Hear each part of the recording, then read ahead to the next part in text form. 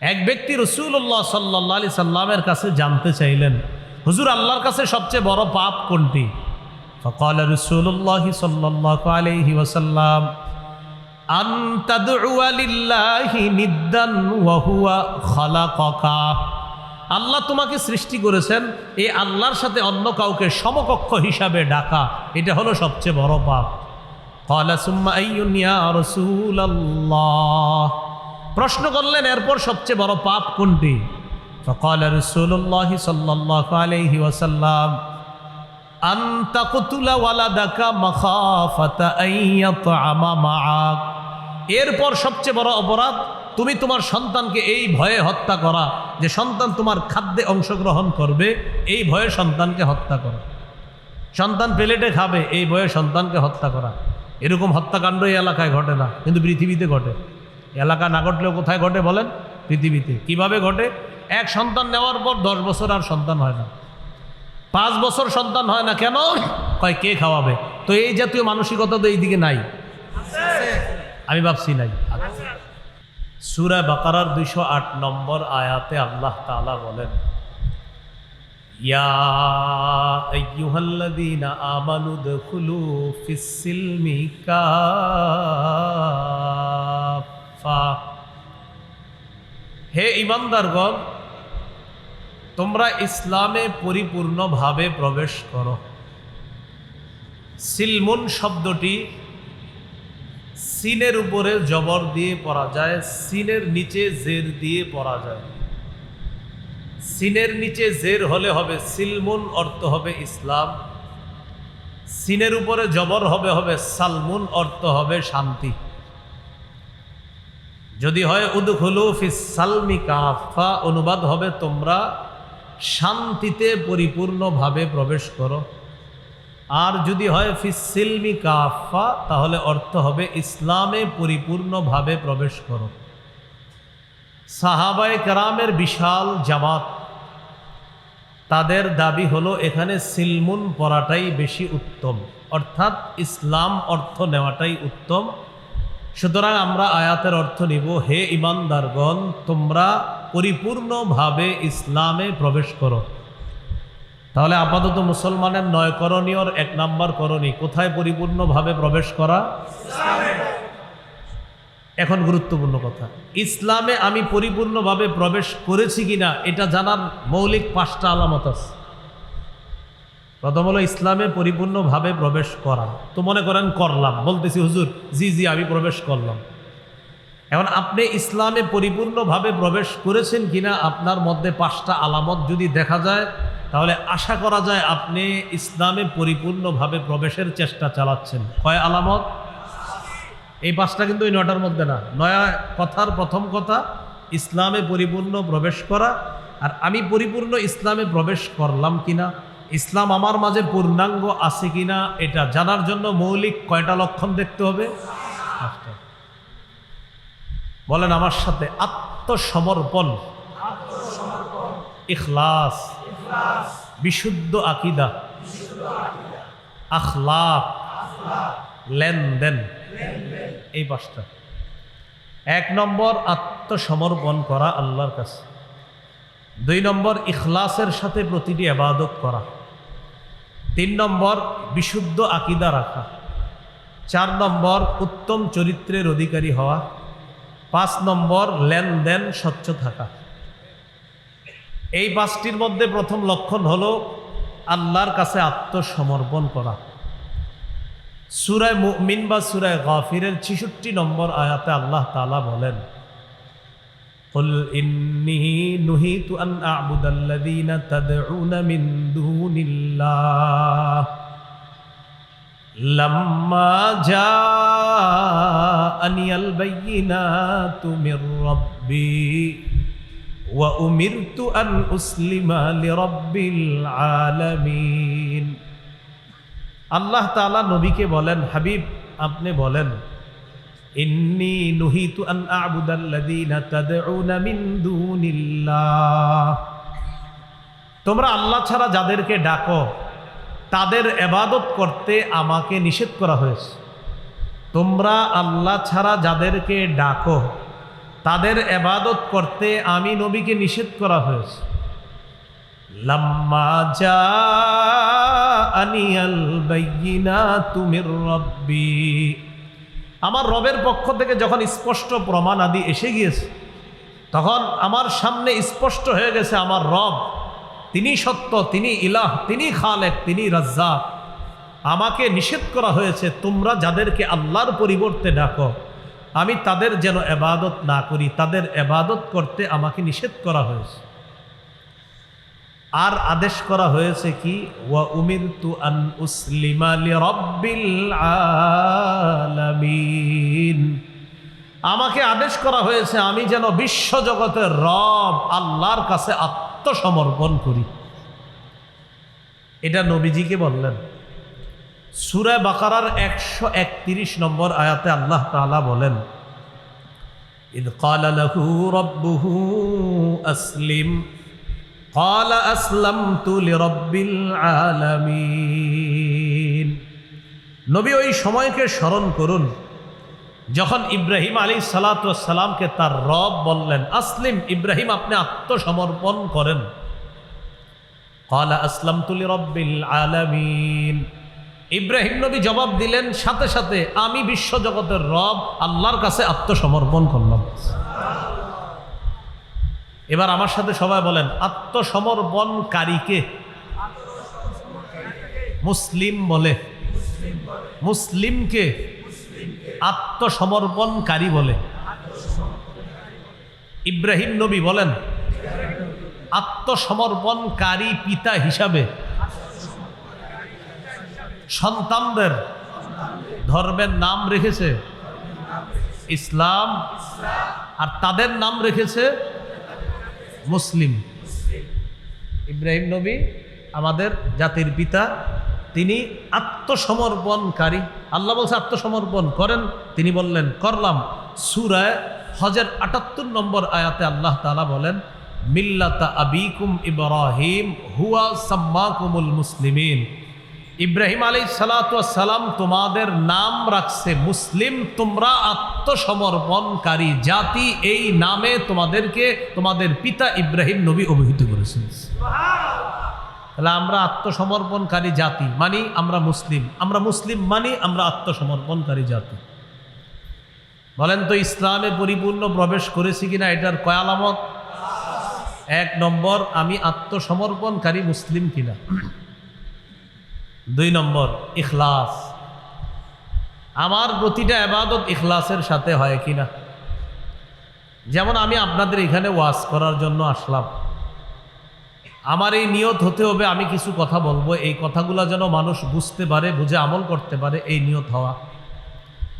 শ্রোতাদের এই নিয়ত থাকা, আজকে মাহফিলে যে আলোচকরা আসবেন তাদের কণ্ঠস্বর যেমনই হোক না কেন, তারা যদি কোরআন হাদিসের কথা বলে এতে কণ্ঠস্বর একটু সুন্দর হোক আর একটু কম সুন্দর হোক, কোরআন হাদিস বললেই হলো, তার কণ্ঠ যেমনই হোক আল্লাহর কথা তার কণ্ঠে আসবে, আমি সেই কথা শুনব। এই নিয়ত শ্রোতারা করবে। নাসাইর বর্ণনা 3140 নম্বর হাদিস, এই হাদিসের মধ্যে আছে এক ব্যক্তি রাসূলুল্লাহ সাল্লাল্লাহু আলাইহি সাল্লামকে জিজ্ঞাসা করলেন, আরাআইতা রাজুলান গাযা ফি সাবিলিল্লাহ ইয়ালতামিসুল আজরা ওয়াদ যিকরা ফামা লাহু ইয়া রাসূলুল্লাহ। এক ব্যক্তি রাসূলুল্লাহ সাল্লাল্লাহু আলাইহি সাল্লামকে জিজ্ঞাসা করলেন, হুজুর ওই ব্যক্তির ব্যাপারে আপনার কি অভিমত যে ব্যক্তি আল্লাহর রাস্তায় জিহাদ করেছে 2 নিয়তে। কয় নিয়তে? 1 নম্বর, ইয়ালতামিসুল আজরা, তিনি সওয়াব কামাই করবে, আল্লাহর কাছ থেকে প্রতিদান পাবে, এই নিয়তে তিনি জিহাদ করেছে। 2 নম্বর, ওয়াদ যিকরা, সারা দুনিয়ার মানুষ তাকে বড় মুজাহিদ বলবে, এই নিয়তে সে জিহাদ করেছে। ফামা লাহু ইয়া রাসূলুল্লাহ, হুজুর সে কি প্রতিদান পাবে? ফাকাল রাসূলুল্লাহ সাল্লাল্লাহু আলাইহি ওয়াসাল্লাম লা শাইআ লাহু, নবীজি বললেন সে কিছুই পাবে না। আদাহা সালাসা মাররাত, প্রশ্নটি নবীজিকে 3 বার করলেন। নবীজি তিনবার বললেন লা শাইআ লাহু লা শাইআ লাহু লা শাইআ লা, সে কিছুই পাবে না, সে কিছুই পাবে না, সে কিছুই পাবে না। কারণ একদিক দিয়ে সে আল্লাহর কাছ থেকেও পাইতে চায়, আরেক দিক দিয়ে মানুষের সুনাম কুড়াতে চায়। সুনাম কুড়াতে চাওয়ার কারণে তার পুরো আমলটা বরবাদ, সে কিছুই পাবে না। হাদিসের শেষে নবীজি বলেন ইন্নাল্লাহা লা ইয়াকবালু মিনাল আমালি ইল্লা মা কানা লাহু খালিসা ওয়াবতুগিয়া বিহি ওয়াজহুহু। আল্লাহ ততক্ষণ পর্যন্ত বান্দার আমল কবুল করেন না যতক্ষণ এই আমলটা ইখলাসের সাথে না হবে এবং আল্লাহকে খুশি করার জন্য না হবে, ততক্ষণ পর্যন্ত বান্দার এই আমল আল্লাহ কবুল করেন না। আল্লাহ আমাদের সকলকে প্রতিটা আমল ইখলাসের সাথে যেন করতে পারি তৌফিক দান করেন। আল্লাহ তাআলা বলেন কুল ইন্নী উমিরতু আন আ'বুদাল্লাহা মুখলিসাল লাহুদ্দিন।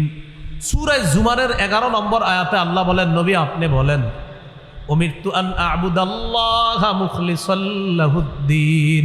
নবী আপনি বলেন আমাকে আদেশ করা হয়েছে আমি যেন দ্বীনকে খাঁটি করে আল্লাহর জন্য ইবাদত করি, অর্থাৎ আমি ইখলাসের সাথে যেন প্রতিটা ইবাদত করি, এই ব্যাপারে আমাকে আদেশ করা হয়েছে। আচ্ছা, আমরা পরিপূর্ণ ইসলামে প্রবেশ করেছি কিনা? কয় আলামত? 1 নম্বর আত্মসমর্পণ, 2 নম্বর ইখলাস, 3 নম্বর বিশুদ্ধ আকীদা। বলেন আমার সাথে, আকীদায় শিরিক থাকা যাবে না, বেদাত থাকা যাবে না। এখন দেখতে হবে আমার আকীদায় শিরিক আছে কিনা, বেদাত আছে কিনা। যদি শিরিক বেদাত থাকে আর যদি বলেন ইসলাম কায়েম করমু, ইসলাম কায়েম করমু, হবে না। আকীদায় শিরিক বেদাত থাকলে সর্বনাশ। শিরিক যদি থাকে তা আপনার তো সব বরবাদ, জান্নাত হারাম, জাহান্নাম আপনার ঠিকানা। সূরা নিসার 48 নম্বর আয়াতে আল্লাহ তাআলা বলেন ইন্নাহু মাইয়ুশরিক বিল্লাহ ফাকাদ হাররামাল্লাহু আলাইহিল জান্নাহ ওয়া মাওয়াহুন নার। যে ব্যক্তি আল্লাহর সাথে শিরক করে ফাকাদ হাররামাল্লাহু আলাইহিল জান্নাহ, আল্লাহ তার জন্য জান্নাত হারাম করে দেয়। ওয়া মাওয়াহুন নার, তার ঠিকানা জাহান্নাম। তিরমিজির এক বর্ণনা, রাসূলুল্লাহ সাল্লাল্লাহু আলাইহি সাল্লাম বলেন আতানি আতিম মির রাব্বি, আল্লাহর কাছ থেকে একজন ফেরেশতা আমার কাছে আসছে। ফাখাইয়ারানি বাইনা আন ইউদখিলা নিসফা উম্মতি আল জান্নাহ ওয়া বাইনা আশ-শাফাআ। আমার কাছে এক ফেরেশতা এসে বলে ইয়া রাসূলুল্লাহ, আপনার কাছে 2টা বিষয় নিয়ে আসছি, 2টার যে কোনো একটা আপনি গ্রহণ করতে পারেন। 1 নম্বর, আপনি চাইলে আপনার উম্মতের অর্ধেক জান্নাতে নিয়ে যেতে পারবেন। 2, আপনি চাইলে উম্মতের জন্য সুপারিশ করতে পারবেন, তবে আপনি 2টা নিতে পারবেন না, 2টার যে কোনো একটা গ্রহণ করতে হবে। কেন, আপনি কি অর্ধেক উম্মত জান্নাতে নেবেন না সুপারিশ গ্রহণ করবেন? আপনি জানায় দেন। ফাকালা রাসূলুল্লাহ সাল্লাল্লাহু আলাইহি ওয়াসাল্লাম ইখতারতু আশ-শাফাআ। রাসূলুল্লাহ সাল্লাল্লাহু আলাইহি সাল্লাম বললেন আমার অর্ধেক উম্মত জান্নাতে গেলে বাকিদের কি অবস্থা হবে? তাই আমি বুদ্ধি করে সুপারিশটাই গ্রহণ করলাম। আমি ততক্ষণ সুপারিশ করতেই থাকবো যতক্ষণ আমার উম্মতকে জান্নাতে নিতে পারবো। তবে সবাই বলেন তবে সুপারিশ শুধু তাদের জন্য হবে যারা শিরিক করবে না। শিরিক যারা করবে না, এই সুপারিশ তাদের জন্য হবে। রাসূল সাল্লাল্লাহু আলাইহি সাল্লাম বলেছেন ওয়াহিয়া লিমান লা ইউশরিকু বিল্লাহি শাইআ, এই সুপারিশ তাদের জন্য হবে যারা শিরিক করবে না। তাহলে আকীদা বিশুদ্ধ হওয়া, আকীদায় শিরিক রাখা যাবে না, বেদাত রাখা যাবে না। শিরিক মুক্ত আকীদা নিয়ে যেন কবরে যেতে পারি, আল্লাহ তৌফিক দান করেন। সহিহ বুখারীর বর্ণনা 6861 নম্বর হাদিস। এই হাদিসের বর্ণনাকারী আব্দুল্লাহ ইবনে মাসউদ রাদিয়াল্লাহু তাআলা তিনি বলেন ক্বালা রাজুলুন ইয়া রাসূলাল্লাহ আইয়ুদ যামবি আকবারু ইনদাল্লাহ। এক ব্যক্তি রাসূলুল্লাহ সাল্লাল্লাহু আলাইহি সাল্লামের কাছে জানতে চাইলেন হুজুর আল্লাহর কাছে সবচেয়ে বড় পাপ কোনটি? ফাকালা রাসূলুল্লাহ সাল্লাল্লাহু আলাইহি ওয়াসাল্লাম আন তাদউয়া লিল্লাহি নিদ্দান ওয়া হুয়া খালাকাকা। আল্লাহ তোমাকে সৃষ্টি করেছেন, এই আল্লাহর সাথে অন্য কাউকে সমকক্ষ হিসাবে ডাকা, এটা হলো সবচেয়ে বড় পাপ। ক্বালা সুম্মা আইয়ুন ইয়া রাসূলাল্লাহ, প্রশ্ন করলেন এরপর সবচেয়ে বড় পাপ কোনটি? ফাকালা রাসূলুল্লাহ সাল্লাল্লাহু আলাইহি ওয়াসাল্লাম আন তাকতুলা ওয়ালাদাকা মাখাফাতা আন ইয়াতআমা মাআক, এরপর সবচেয়ে বড় অপরাধ তুমি তোমার সন্তানকে এই ভয়ে হত্যা করা যে সন্তান তোমার খাদ্যে অংশগ্রহণ করবে, এই ভয়ে সন্তানকে হত্যা করা। সন্তান প্লেটে খাবে এই ভয়ে সন্তানকে হত্যা করা। এরকম হত্যাকাণ্ড এই এলাকায় ঘটে না, কিন্তু পৃথিবীতে ঘটে। এলাকা না ঘটলেও কোথায় ঘটে বলেন? পৃথিবীতে। কিভাবে ঘটে? এক সন্তান নেওয়ার পর 10 বছর আর সন্তান হয় না, 5 বছর সন্তান হয় না। কেন? কয় কে খাওয়াবে? তো এই জাতীয় মানসিকতা তো এইদিকে নাই, আমি ভাবছি নাই। তো এই যে এক সন্তান হয়, হওয়ার পরে আবার লম্বা সময় 5 বছর 7 বছর সন্তান হয় না। কেন হয় না? কয় কে খাওয়াবে? আল্লাহ তাআলা বলেন ওয়ালা তাকতুলু আওলাদাকুম খাশিয়াতা ইমলাক। সূরা বনী ইসরাঈলের 32 নম্বর আয়াত আল্লাহ তাআলা বলেন ওয়ালা তাকতুলু আওলাদাকুম খাশিয়াতা ইমলাক। সূরা বনী ইসরাঈলের 33, 34 এই আয়াতগুলা 32, 33, 34 আয়াতগুলাতে অনেকগুলা নিষেধাজ্ঞা আছে।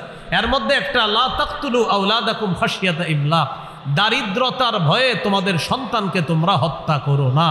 এখন বলেন এই যে অনেক মানুষ আর সন্তান নেয় না কেন? কই কে খাওয়াবে? আল্লাহ তাআলা বলেন নাহনু নারযুকুকুম ওয়া ইয়্যাহুম।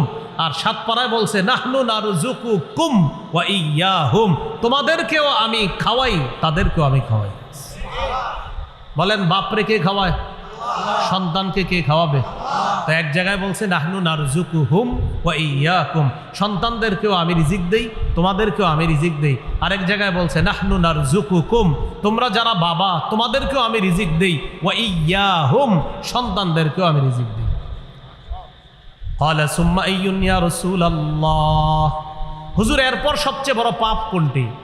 ক্বালা আন তুজানি হালিলাতা জারিকা, তুমি তোমার প্রতিবেশীর স্ত্রীর সাথে ব্যভিচার করা এরপর সবচেয়ে বড় পাপ।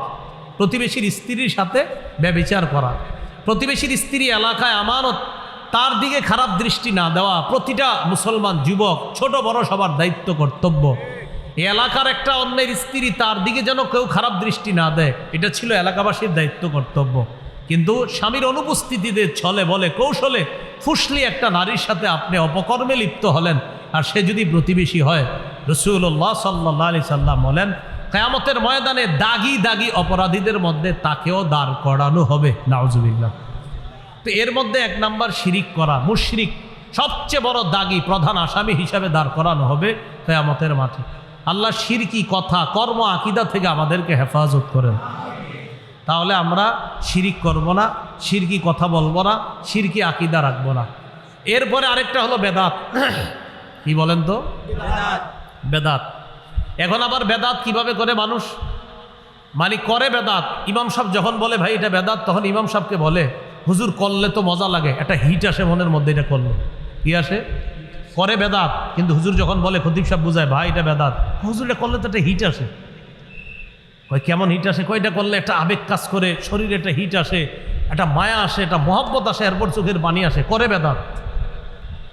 তো এই যাদের চোখের পানি এসে যায় বেদাতগিরি করার পরেও, তারা একটা বর্ণনা শোনেন।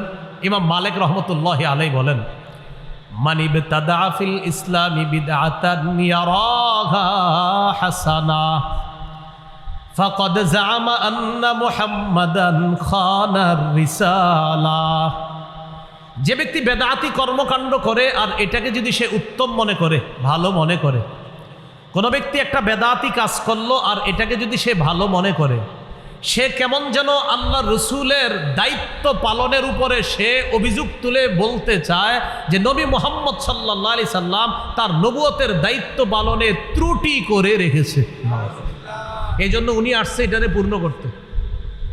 কেউ যদি বেদাতকে মনে করে আমি একটা ভালো কাজ করছি, ইমাম মালিক বলেন সে কেমন যেন এই দাবি করতে চায় যে মুহাম্মদ সাল্লাল্লাহু আলাইহি সাল্লাম তার দায়িত্ব পরিপূর্ণ করে রেখে যেতে পারে নাই, তাই হজরতে আসছে এটা নতুন করে পরিপূর্ণ করতে। এই কথা বইলা লাখ লাখ মানুষের সামনে বলে কি বলেন ঠিক কিনা? তো জনগণ কয় হ ঠিক।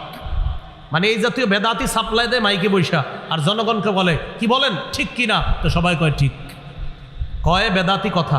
আর বলে কি কয় অমুকরা বলে এটার নাকি দলিল লাগে, তো সবাই সামনে যারা এদেরকে বলে কয় বলেন এইসবের কি দলিল লাগে, তো সামনে যারা থাকে হেরাও কয় না, তো উনি আবার বলে ঠিক কি না, তো সবাই কয় ঠিক।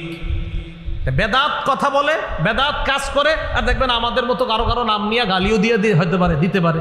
তো এরকম দিয়ে বলে কি বলেন এগুলাতে কি দলিল লাগে, অমুকে খালি দলিল দেয়, এগুলাতে কি দলিল লাগে, এটা বইলা সে বেদাত সাপ্লাই দেয় আর বুঝাইতে চায় যে এই বেদাতটা এটা কোনো সমস্যা না। ইমাম মালিক বলেন তুমি আল্লাহ রসুলের দায়িত্বের উপরে তুমি অভিযুক্তল্লাহ যারা এই জাতীয় বেদাতগিরি করে। আল্লাহ আমাদেরকে হেফাজত করে। বেদাতি কর্মকাণ্ডের ব্যাপারে রাসূলুল্লাহ সাল্লাল্লাহু আলাইহি সাল্লাম হাদিস থেকে আমাদেরকে বেদাত শিখিয়ে দেয়। সহিহ বুখারীর 2697 নম্বর হাদিস। হাদিসের বর্ণনাকারী আম্মাজান আয়েশা সিদ্দিকা রাদিয়াল্লাহু তাআলা আনহা। রাসূলুল্লাহ সাল্লাল্লাহু বলেন মান আহদাসা ফি আমরিনা হাদা মা লাইসা ফিহি ফাহুয়া রাদ্দুন। সবাই আমার সাথে বলেন, যে ব্যক্তি আমাদের শরীয়তের মধ্যে ইবাদতের নামে সওয়াবের আশায় নতুন কোনো কিছু আবিষ্কার করে এটা বেদাত, এটা প্রত্যাখ্যান করা হবে। তাহলে ইবাদতের নামে সওয়াবের আশায় নতুন কিছু আবিষ্কার করার নাম কি? বেদাত। কি করা হবে? প্রত্যাখ্যান করা হবে, সদা সর্বদা এটা পরিত্যাজ্য। সহিহ বুখারীর বর্ণনা 6583 নম্বর হাদিস, 6584। এই দুই হাদিস মিলিয়ে রাসূল সাল্লাল্লাহু আলাইহি সাল্লাম বলেন আনা ফারাতুকুম আলাল হাউজ। কিয়ামতের ময়দানে আমি তোমাদের আগে আগে হাউজে কাউসারের পাড়ে চলে যাব। মান মাররা আলাইয়া শারিবা ওয়া মান শারিবা লাম ইয়াজমা আবাদা। নবীজি সাল্লাল্লাহু আলাইহি সাল্লাম বলেন যে ব্যক্তি আমার সামনে দিয়ে অতিক্রম করবে সে কাউসারের পানি পান করবে, আর যে পানি পান করবে সে আর কখনো পিপাসার্ত হবে না। লা ইয়ারিদান্না আলাইয়া আকওয়াম ইয়ারিফুনি ওয়া আরিফুহুম ওয়া ফি রিওয়ায়াতিন আরিফুহুম ওয়া ইয়ারিফুনানি। নবী বলেন আমার সামনে একদল মানুষ আসবে, তাদেরকে আমি চিনব, তারাও আমাকে চিনবে। নিয়ম অনুযায়ী আমি তাদেরকে পানি পান করাবো। হঠাৎ আমি তাকায় দেখবো ইউহালু বাইনি ওয়া বাইনাহুম, আমার মাঝে আর তাদের মাঝে প্রতিবন্ধকতা সৃষ্টি করা হয়। আকুলু ইয়া রাব্বি ইন্নাহুম মিন্নি, আমি বলবো আল্লাহ তারা তো আমার উম্মত। আল্লাহর পক্ষ থেকে বলা হবে ইন্নাকা লা তাদরি মা আহদাসু বা'দাক। হাবিব আপনি জানেন না, আপনি দুনিয়া থেকে চলে আসার পর এরা ইসলামের মধ্যে নতুন নতুন কত কিছু আবিষ্কার করছে, এটা আপনি জানেন না। আজকে আপনি এদেরকে কাউসারের পানি পান করাতে পারেন না। যেই নবী একটু আগে কাউসার পান করাইতে চায় সেই নবী বলবেন সুহকান সুহকান লিমান গায়্যারা বাদি। আমার পরে যারা ইসলামকে শরীয়তের পরিবর্তন করে ফেলেছে আমার সামনে থেকে দূর হও, দূর হও, আমি তোমাদের চেহারাও দেখতে চাই না। বলি নাউজুবিল্লাহ। এবার আমার সাথে বলেন, যে বেদাত করে, যে কোনো বেদাতিকে আশ্রয় দেয়, উভয়ের উপর আল্লাহর অভিশাপ, ফেরেশতাদের অভিশাপ, সকল মানুষের অভিশাপ। অনেক মানুষ কি করে, নিজে বেদাতি কর্মকাণ্ড করে, অথবা অন্য কোনো বেদাতির জন্য 2 কাঠা জমিন দিয়ে দেয়, 3 কাঠা জমিন দিয়ে দেয়। হুজুর আপনি এই জায়গায় একটা খানকা বানান, খানকা বানানোর পর যত বেদাত আছে সাপ্লাই করবেন। তো উনি মাশাল্লাহ একটা বেদাতের আখড়া বানায় লাল টাল কিছু কাপড় টাপড় লাগাবে। আর বেদাতের প্রথম শর্ত হলো এই জাতীয় কিছু লাল টাল ঝিকমিক ইত্যাদি লাগাইতে হবে। তো এইগুলা লাগানো মানে লাল দেখলেই একদল অনুসারী আর এরা বুঝে হ্যাঁ হ্যাঁ এনে আমগোলোক কয়, এরকম কি বলে কয় এনে আমগোলোক, মানে বুঝায় এনে যে আছে হ্যাঁ হলো আমাদের লোক, আমাদের লোক মানে ওইটা বুঝায় আর কি। তো এরকম একটা কিছু করে। এখন দেখবেন আমার এই কথা শুনে অনেকে বলবে মনে হয় আমাদেরকে বলছে, তো আপনারা করলে আপনাদের কিন্তু বলছি। অনেকে মানে মনে মনে বলবে কি এটা মনে হয় আমারে বলছে, তো আপনি বেদাতগিরি করলে তো আপনারই বলছে। এক আজীব মস্তিষ্ক সভা, বুঝছেন? মানে দেখবেন চায়ের দোকানে গিয়ে দেখেন বলতেছে হুজুর এটা নিশ্চিত আমারে কইছে। জি ভাই বেদাতগিরি আপনি করলে আপনারই বলছি। তো রাসূলুল্লাহ সাল্লাল্লাহু আলাইহি সাল্লাম কি বলে দেখেন, সহিহ বুখারীর বর্ণনা 3172 নম্বর হাদিস। ক্বালা রাসূলুল্লাহ সাল্লাল্লাহু আলাইহি ওয়াসাল্লাম মান আহদাসা ফিহা হাদাসান আও আওয়া মুহদিসা ফাআলাইহি লানাতুল্লাহ ওয়াল মালাইকাতি ওয়ান নাসি আজমাইন। যে ব্যক্তি নিজে বেদাতি কর্মকাণ্ড করে, যে ব্যক্তি কোনো বেদাতিকে আশ্রয় প্রশ্রয় দেয়, তার উপর আল্লাহর অভিশাপ, ফেরেশতাদের অভিশাপ, সকল মানুষের অভিশাপ। আল্লাহ আমাদের সকলকে বেদাতি কর্মকাণ্ড এবং বেদাতি আকীদা থেকে সমূলে আমরা যেন এগুলা থেকে একদম সুন্দরভাবে আমরা ফিরে আসতে পারি, এবং বেদাত নামক কর্মকাণ্ড যদি আশেপাশে থাকে সমূলে যেন এলাকা থেকে সরাইয়া দিতে পারি। আল্লাহ তৌফিক দান করুন। এবার একটা কথা শুনেন, বলেন আমার সাথে কোন এলাকায় একটা বেদাত প্রতিষ্ঠিত হয়ে গেলে তাদের উপর আল্লাহ রাগ করে একটা সুন্নত উঠে আনে, তওবা করা ছাড়া সেই জাতিকে কিয়ামতের আগে সেই সুন্নত আল্লাহ আর ফিরিয়ে দেন না। একটা বেদাত এলাকায় প্রতিষ্ঠিত হয়েছে আপনাদের চোখের সামনে, আর আপনারা খালি বলছেন থাক থাক, বেদাত হয়েছে আর বলছেন থাক। এই থাক থাক করতে করতে প্রথমে সালাফিরা ছিল, একা ছিল, একা থাকার পরে এরপরে তার অনুসারী বাড়ছে। আর এটাই কিন্তু নিয়ম। দেখবেন কিছু মানুষ যখন প্রথম বেদাতের আর সূচনাটা এইভাবে হয়, হঠাৎ দেখবেন এক জায়গায় একজন, তার গায়ে পোশাক আদি ইত্যাদি কম, তো 2-4 জন পাশে বসে থাকে। যদি বলেন হ্যাঁ এইভাবে বসে রয়েছে, হ্যাঁ না বসছেন কা, ভাই কি যে আছে এটা তো বুঝবেন না, কি আছে তো দেখাই যাইতেছে, বলতেছে কি আছে। হ্যাঁ ভাই এই কথাটা মনে রাখেন, এখনো পীরের নাম কিভাবে হয় ল্যাংটা, মনে রাখেন। আমি পীরের বিরোধিতা না, কিন্তু ল্যাংটা পীর এই মানে এই নামটা এটা তো একটা মাথায়ও লাগা, এটা তো শরমেরও ব্যাপার। যে আপনি কি বললেন ছোটবেলা আপনার বাচ্চা ল্যাংটা কারা হয়, বাচ্চারা না।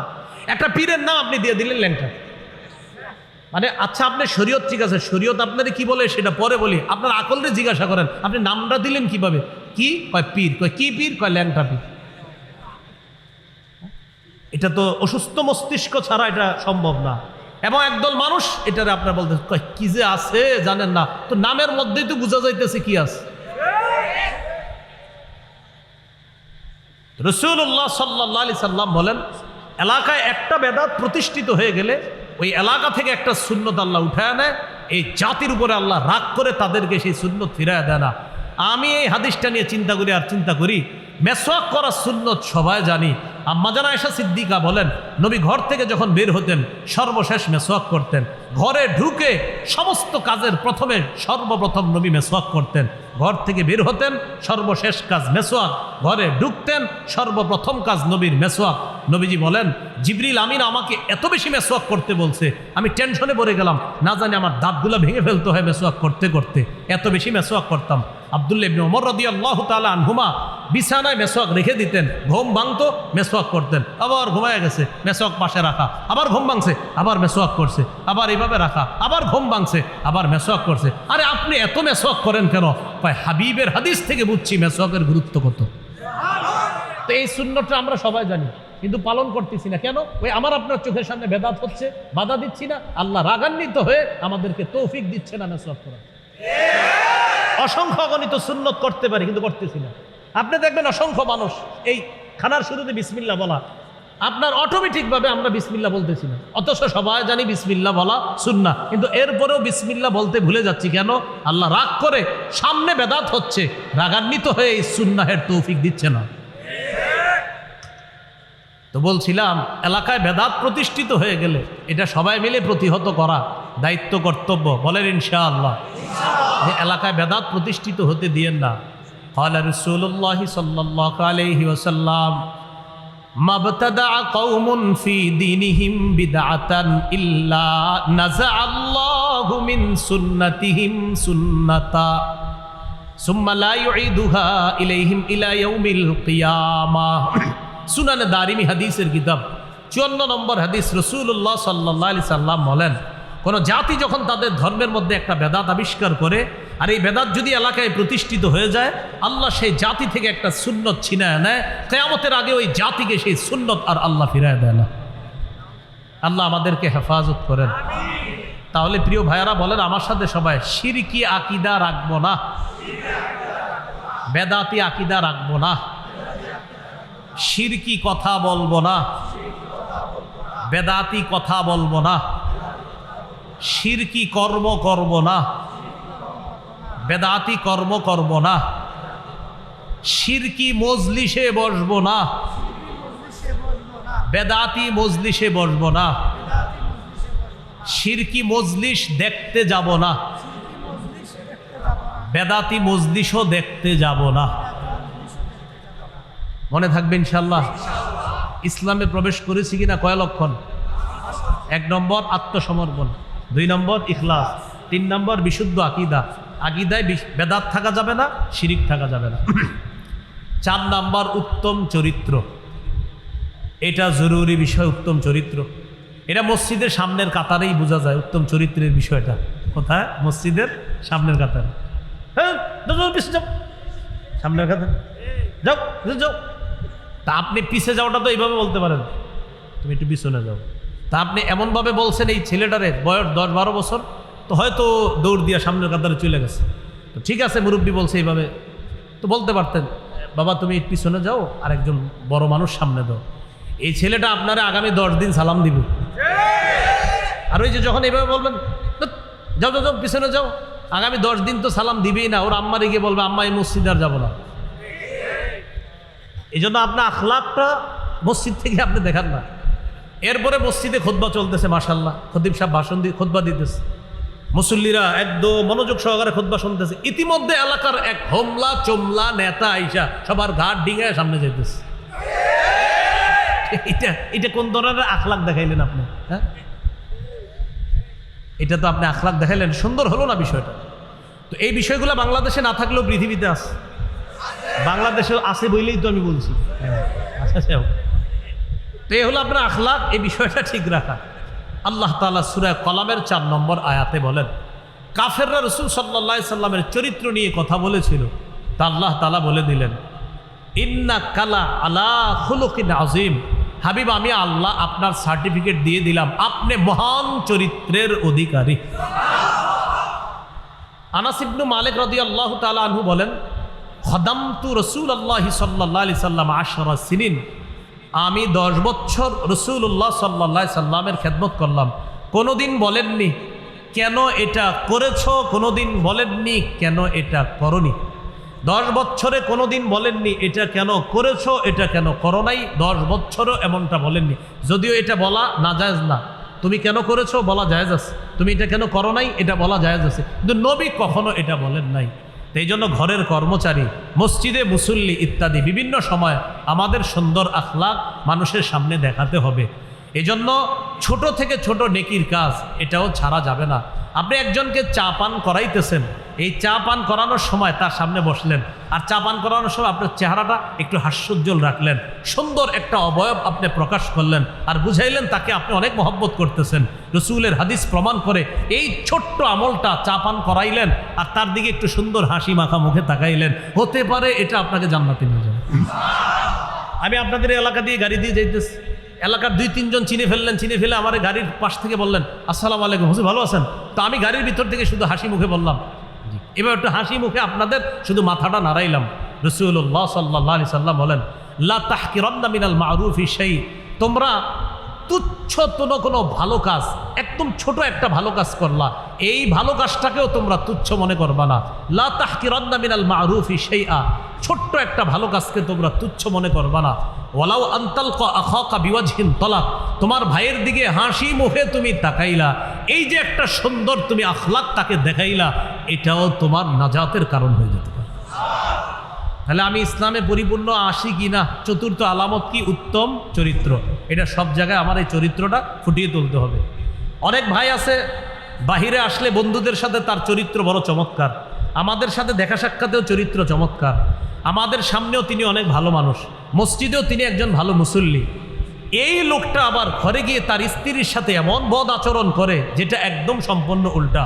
রাসূলুল্লাহ সাল্লাল্লাহু আলাইহি সাল্লাম বলেন, তোমাদের মধ্যে সবচেয়ে উত্তম চরিত্রের অধিকারী ওই ব্যক্তি যে তার স্ত্রীর কাছে সবচাইতে উত্তম চরিত্রের অধিকারী। তার স্ত্রীর কাছে যদি শ্রেষ্ঠ চরিত্রের অধিকারী হয়, ওই ব্যক্তি শ্রেষ্ঠ চরিত্রের অধিকারী।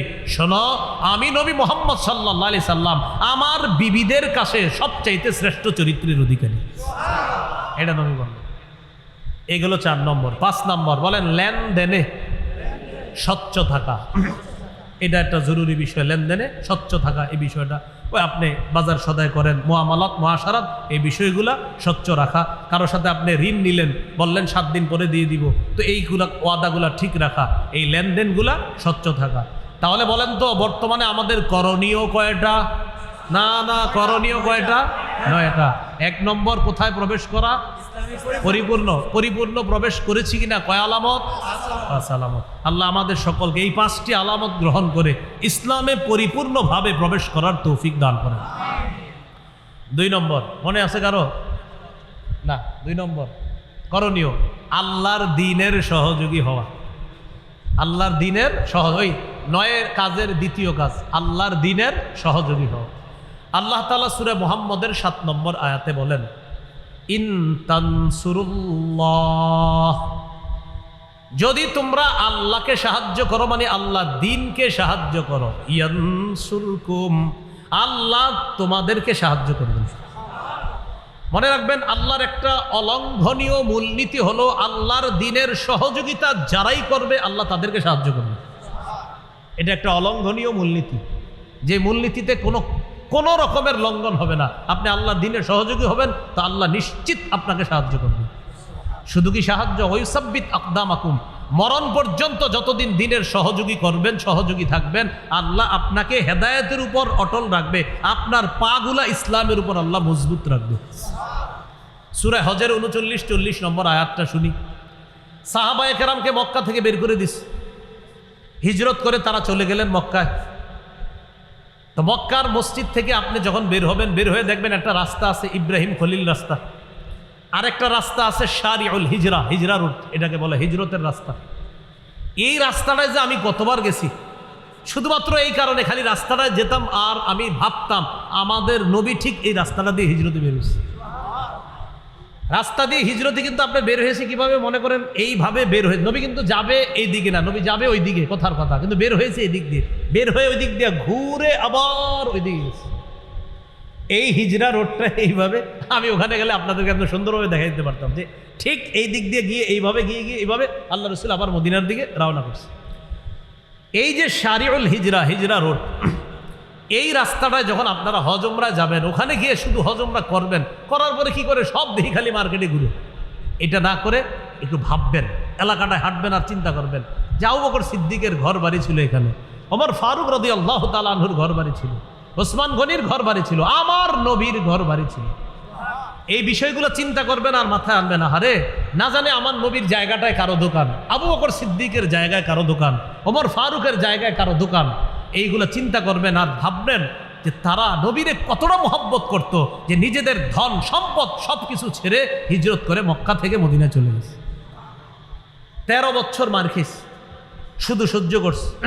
সহ্য করার পর যখন মদিনায় গেছে, আল্লাহ তাআলা বলে দিলেন, উযিনা লিল্লাযীনা ইউকাতালুনা বিআন্নাহুম যুলিমু ওয়া ইন্নাল্লাহা আলা নাসরিহিম লাকাদির।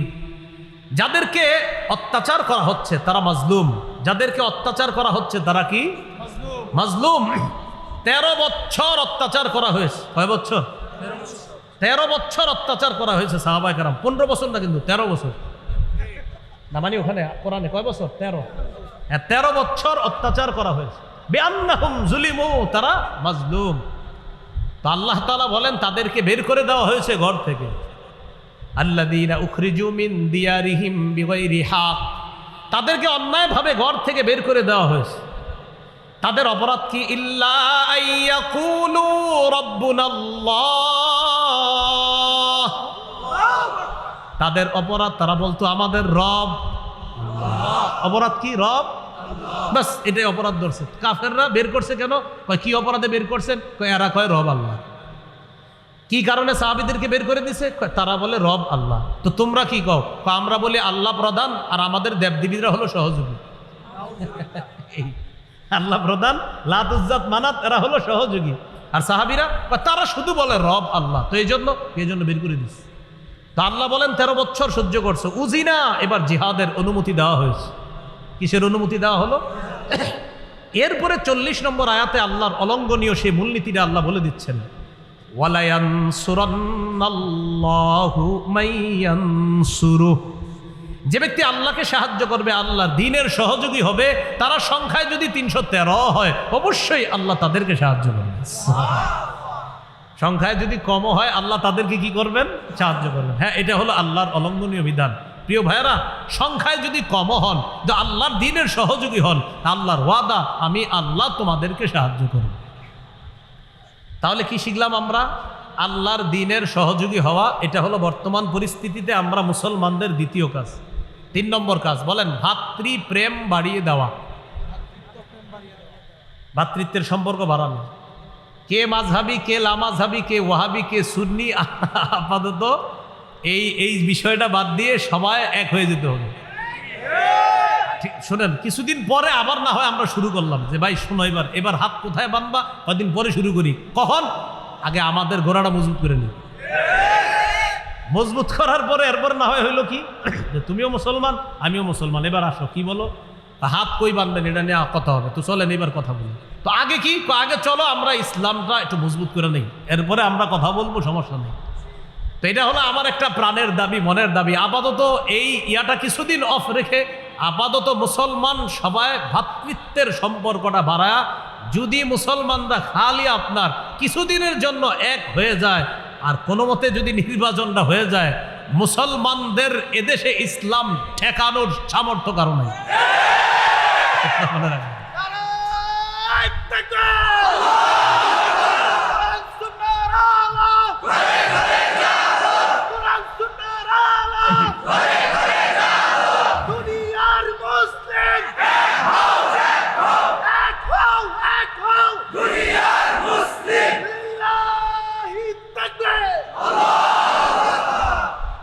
এখন আমরা এই এক হওয়াটা, এটা কিন্তু কুফরি শক্তিরা চায় না। আমাদের এক হওয়াটা কারা চায় না? কুফরি শক্তিরা চায় না। কিন্তু আমাদের না, কিছুটা সময়ের জন্য হইল এক হয়ে যাওয়াটা একদম সময়ের দাবি এবং আমাদের প্রাণের দাবি। জানি না কি হয়, আল্লাহর কাছে আমরা দোয়া করতে থাকি, আল্লাহ তৌফিক দান করেন। এই হলো আপনার 3 নম্বর, ভ্রাতৃত্বের সম্পর্ক বাড়িয়ে দেওয়া। আপনি কে? আমার ভাই। আমি কে? আপনার ভাই। আপনারা কে? আমার ভাই। আমি কে? আপনাদের ভাই। আপাতত এই পরিচয়টা কিছুদিন এক হয়ে যাওয়া। এটা আল্লাহ সূরা হুজুরাতের 10 নম্বর আয়াতে বলেন, ইন্নামাল মুমিনুনা ইখওয়াহ, মুমিনরা পরস্পর ভাই ভাই। মুমিনরা পরস্পর কি? ভাই ভাই। এবার একটা হাদিস বলি, হাদিসের অনুবাদটা আমরা সবাই করব। সহিহ মুসলিমের বর্ণনা 6000 না লাগবে না কিছু না। সহিহ মুসলিমের বর্ণনা 6435 নম্বর হাদিস। এই হাদিসের মধ্যে আসছে রাসূলুল্লাহ সাল্লাল্লাহু আলাইহি সাল্লাম বলেন, লা তাহাসাদু ওয়ালা তানাজাশু ওয়ালা তাবাগাদু ওয়ালা তাদাবারু ওয়ালা ইয়াবি'বাদুকুম আলা বাই'বাদিন। বলেন সবাই, তোমরা পরস্পর হিংসা করো না, তোমরা পরস্পর ঝগড়া করো না, পরস্পর বিদ্বেষ পোষণ করো না, একে অপরের ক্ষতি করার জন্য আড়ালে শত্রুতা করো না। একজনের ক্রয় বিক্রয় চলাকালীন আরেকজন ক্রয় বিক্রয় করবা না। এটা হলো কেমন? ভাই মাছ কত? 200 টাকা। 195 দেই না ভাই, 200 দিলে নিব। তো ঠিক আছে 200 টাকা দেন, তাহলে চুক্তি হয়ে গেল 200। পাশে দিয়ে একজন দেখে মাছটা খুব সুন্দর, আমি 220 টাকা দিব, এটা নিষেধ, এই কাজটা নিষেধ। তাহলে নবী আমাদেরকে নিষেধ করলেন, হিংসা করো না, পরস্পর বিদ্বেষ পোষণ করবা না, একে অপরের ক্ষতি করার জন্য আড়ালে শত্রুতা করবা না। তো আমরা নবীজির কাছে জানতে চাই, হাবিব তা আমরা কি করব? নবীজি বলে দিলেন, কুনু ইবাদাল্লাহি ইখওয়ানা। বলেন, হে আল্লাহর বান্দারা, তোমরা পরস্পর ভাই ভাই হয়ে যাও। তাহলে আমাদেরকে কি হয়ে যেতে বলছে? তাহলে আপাতত হিংসা বিদ্বেষ পরশ্রীকাতরতা লোভ লালসা ইত্যাদি এটা বাদ দিয়ে আপাতত কে কার সাথে বহস তর্ক ইত্যাদি কিছুদিন আমরা রাখি। আপাতত আমরা এক হই যে আমরা মুসলমান, যে কোনো মূল্যে এদেশে ইসলাম চাই। আমাদের মনের দাবি, প্রাণের দাবি। আল্লাহ কবুল করেন। কত গেল? 3। 4 নাম্বার, ঝগড়া বিবাদ কমায়া আন্তরিকতা বাড়ানো। ঝগড়া বিবাদ কমিয়ে আন্তরিকতা বাড়ানো। এটা কিভাবে করা যায়? এটা করা যায় কিভাবে? আমার সাথে ওনার ঝগড়া, আমাদের দুইজনরে বেশি একসাথে বসাইতে হবে। আমার সাথে ওনার ঝগড়া, এই দুইজনে বারবার একসাথে চেয়ারের মুখোমুখি বসাতে হবে, 2 কাপ চা রাখতে হবে। কথার কথা আর কি, আপনারা আরো কিছু রাখেন। তো এরকম দুইজনে বসায় কথা বলাইতে হবে। আমি এটা বিশ্বাস করি, আমরা দূরে থেকে যে একজন আরেকজনের যতই বিরোধিতা করি, সামনে বসায় দেন, দেখবেন আমাদের মতো আপন কেউ নেই। এই ঝগড়া কমায় আন্তরিকতা বাড়াতে হবে। এই ব্যাপারে আল্লাহ তাআলা বলেন, ওয়া আতিউল্লাহ ওয়া রাসূলাহু ওয়া লা তানাযাউ ফাতাফশালু ওয়া তাযহাবা রিহুকুম। তোমরা আল্লাহর আনুগত্য করো, নবীর আনুগত্য করো।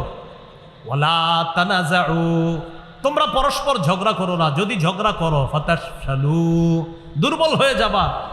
ওয়া তাযহাবা রিহুকুম, তোমাদের শক্তি খর্ব হয়ে যাবে।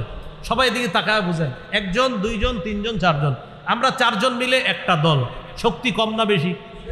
4 জনের 4টা দল, কম না বেশি? 4 জনের 1 দল, শক্তি কম হলো না বেশি? 4 জনের 4 দল, কম। তাহলে 4 জনে মিলে এক হওয়া, এটা শক্তি বেশি। কিন্তু কোনো এক কারণে আমরা 4 জনের মধ্যে একটু দ্বন্দ্ব ঝগড়া হয়ে গেছে, 4 জন আলাদা হয়ে গেছি, আমি 4 জনই বলতেছি আমি ঠিক, উনি বলে উনি ঠিক, উনি বলে উনি ঠিক, উনি বলে উনি ঠিক। আল্লাহ তাআলা বলেন, মাঝে দিয়ে যে ক্ষতিটা হয়ে গেল, তাযহাবারি হুকুম, তোমাদের শক্তি খর্ব হয়ে গেছে। এই শক্তি দুর্বল হয়ে যাওয়ার কারণে তোমরা কিন্তু বিপদে পড়বা। এই গেল আপনার 4 নাম্বার। 5 নাম্বার, দুনিয়ার বিলাসিতায় মজে যাওয়া যাবে না যুবক ভাইয়ারা, দুনিয়ার বিলাসিতা বর্জন করা। তিরমিজির বর্ণনা, রাসূলুল্লাহ সাল্লাল্লাহু আলাইহি সাল্লাম বলেন, লাউ কানাতিদ দুনিয়া তা'দিলু ইনদাল্লাহি জানাহা বাউদা লামা সাকা কাফিরাম মিনহা শারবাতা মা। রাসূলুল্লাহ সাল্লাল্লাহু আলাইহি সাল্লাম বলেন, দুনিয়ার মূল্য যদি আল্লাহর কাছে মাছির ডানা পরিমাণ হতো, মশার ডানা পরিমাণ হতো, তাহলে একজন কাফেরকে আল্লাহ 1 ঢোক পানি পান করতে দিতেন না। এই জন্য দুনিয়ায় মজে যাওয়া যাবে না। 6 নাম্বার, গুরুত্বপূর্ণ কথা, বলেন আমার সাথে সবাই, অধিকার আদায়ের লড়াই অব্যাহত রাখা। অধিকার আদায়ের লড়াইয়ের পবিত্র নাম জিহাদ। অধিকার আদায়ের লড়াইয়ের পবিত্র নাম কি? এই মানসিকতা সবার রাখতে হবে। জিহাদের নিয়ত আছে সবার? কার কার আছে? জিহাদ কাকে বলে? সন্ত্রাসী কর্মকাণ্ড নির্মূল করার শ্রেষ্ঠ কোনো মেডিসিন যদি প্রয়োগ করতে চান তো জিহাদ প্রয়োগ করতে হবে। আবু জাহেল মার্কা সন্ত্রাসী যারা আছে, এই আবু জাহেল মার্কা সন্ত্রাস, উতবা সাইবা ওয়ালিদ ইবনে মুগীরা, নমরুদ হামান কারুন মার্কা সন্ত্রাসীদেরকে দুনিয়া থেকে মূলোৎপাটন করার একমাত্র শ্রেষ্ঠ উপায় জিহাদ। তাহলে জিহাদ আর সন্ত্রাস এক না আলাদা? বলেন, জিহাদ আর সন্ত্রাস এক না আলাদা? বলেন সবাই, সন্ত্রাসী কর্মকাণ্ড নির্মূল করার শ্রেষ্ঠ একটা পবিত্র পদ্ধতি জিহাদ।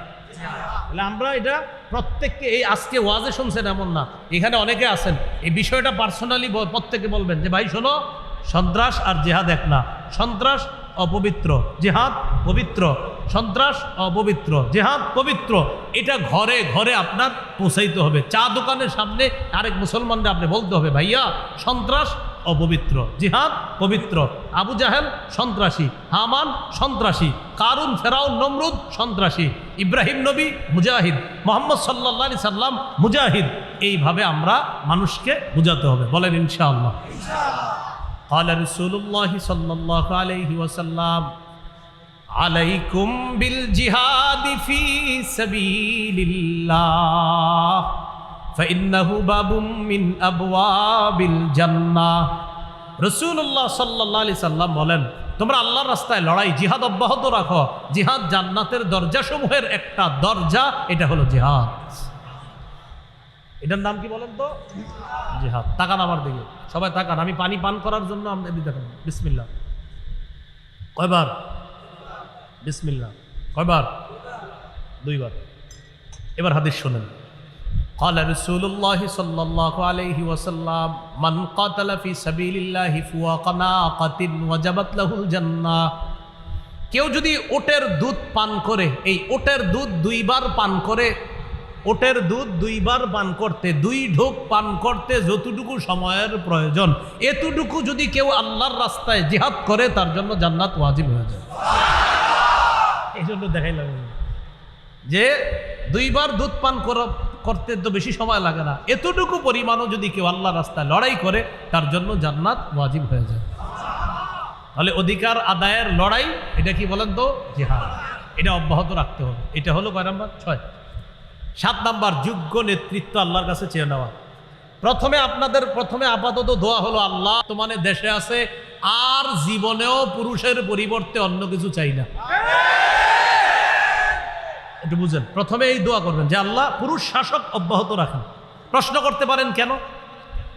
দেখেন এখানে আপনারা যারা আছেন, আমি সুন্দর করে বলি, কেউ আওয়ামী লীগের সমর্থক হতে পারেন, কেউ বিএনপি, কেউ হয়তোবা জাতীয় পার্টি, কেউ জামাত, কেউ জাসদ, কেউ বাসদ, কেউ ইসলামী আন্দোলন, কেউ খেলাফত মজলিস, বিভিন্ন দলের সমর্থক থাকতে পারেন। মহব্বতের সাথে বলি, বিএনপি পন্থী যারা আছেন আপনারাও নীতি নির্ধারকদেরকে বুঝান যে আমাদের সামনে নেতৃত্বে যে আসবে পুরুষ হতে হবে। তো মাশাআল্লাহ আপনাদের জনাব তারেক রহমান আছে। আওয়ামী লীগপন্থী যারা, যদি আপনাদের নির্বাচনে, জানি না হয়তো আপনাদের ওই যে নিবন্ধন, না এটা জানি না, আমরা রাজনৈতিক কথা বলবো না, নিবন্ধন থাকবে কি থাকবে না এটা রাজনৈতিক বিষয়।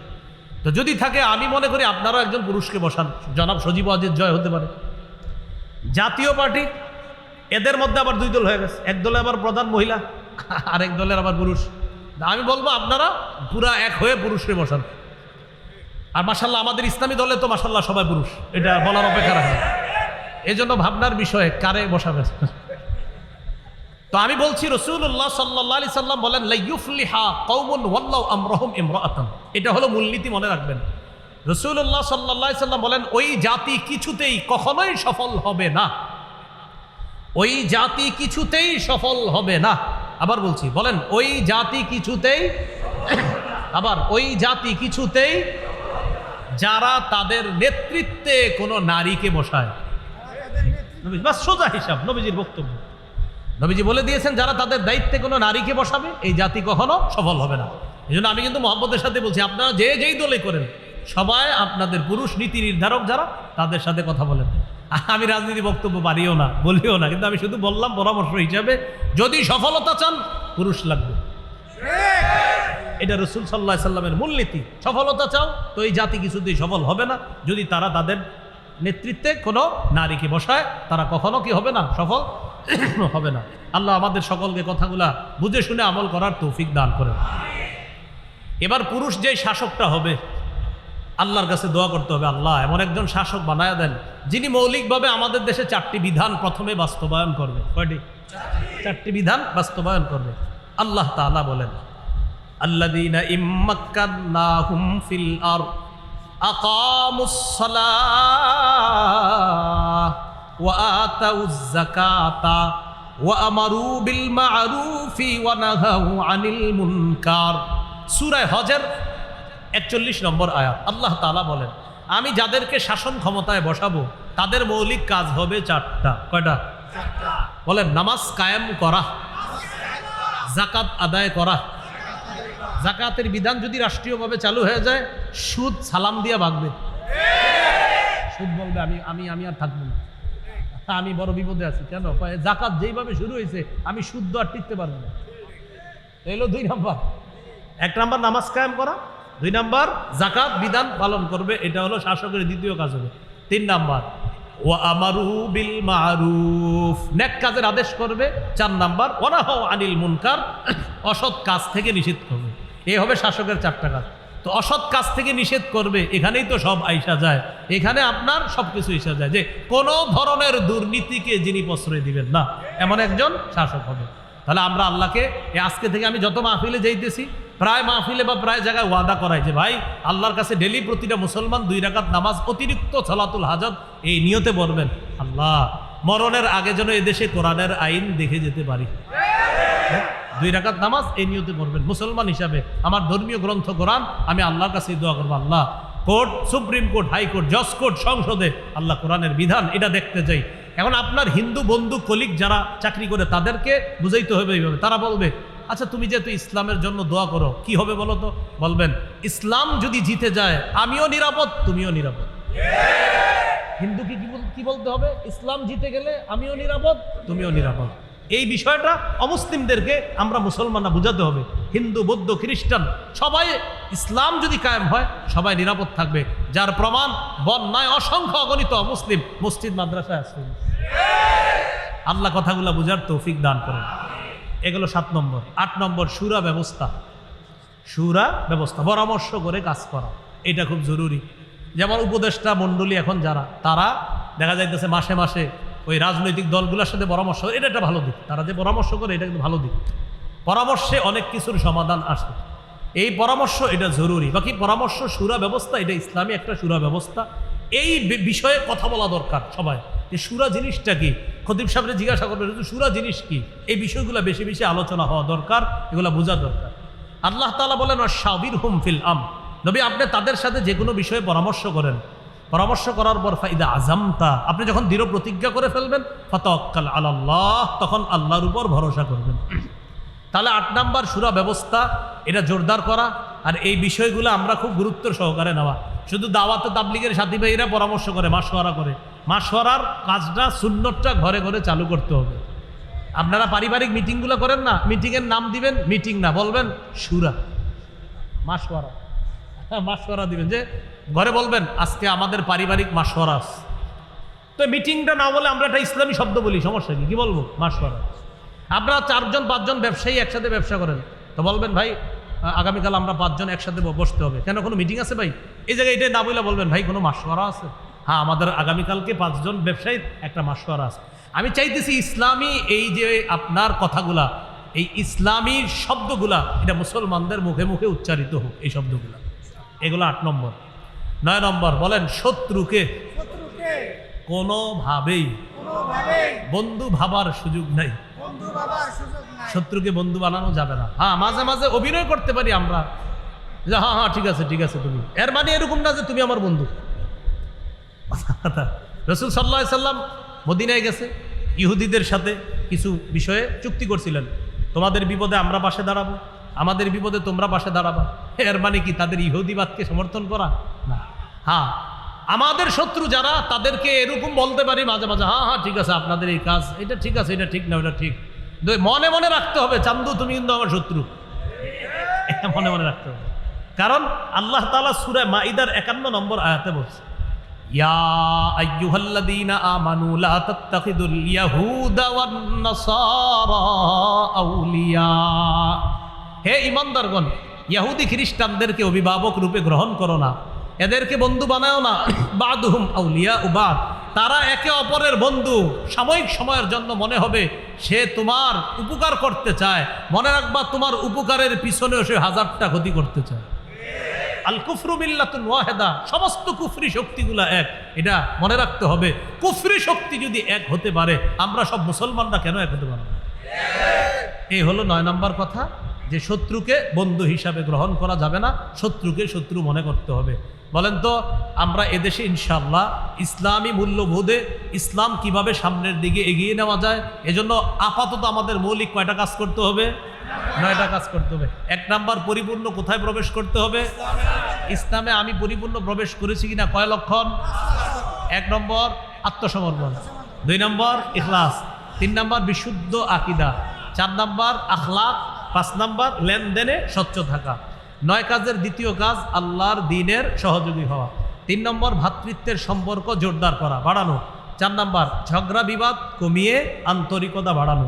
5 নম্বর দুনিয়ার বিলাসিতায় মজে যাওয়া যাবে না, এটা বিসর্জন করতে হবে।